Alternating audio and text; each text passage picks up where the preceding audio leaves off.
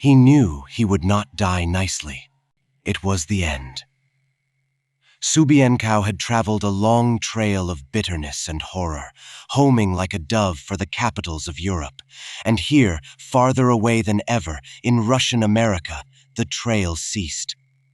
He sat in the snow, arms tied behind him, waiting the torture. He stared curiously before him at a huge Cossack, prone in the snow, moaning in his pain. The men had finished handling the giant and turned him over to the women.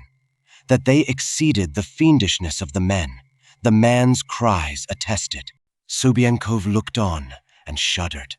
He was not afraid to die. He had carried his life too long in his hands on that weary trail from Warsaw to Nulato to shudder at mere dying. But he objected to the torture.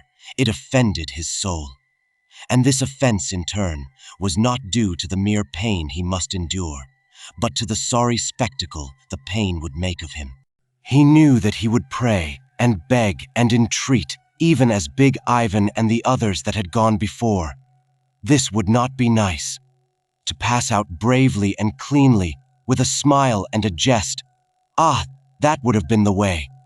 But to lose control, to have his soul upset by the pangs of the flesh, to screech and gibber like an ape, to become the veriest beast, that was what was so terrible. There had been no chance to escape. From the beginning, when he dreamed the fiery dream of Poland's independence, he had become a puppet in the hands of fate. From the beginning at Warsaw, at St. Petersburg, in the Siberian mines, in Kamchatka, on the crazy boats of the fur thieves, fate had been driving him to this end.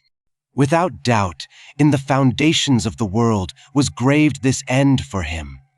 For him who was so fine and sensitive, whose nerves scarcely sheltered under his skin, who was a dreamer and a poet and an artist.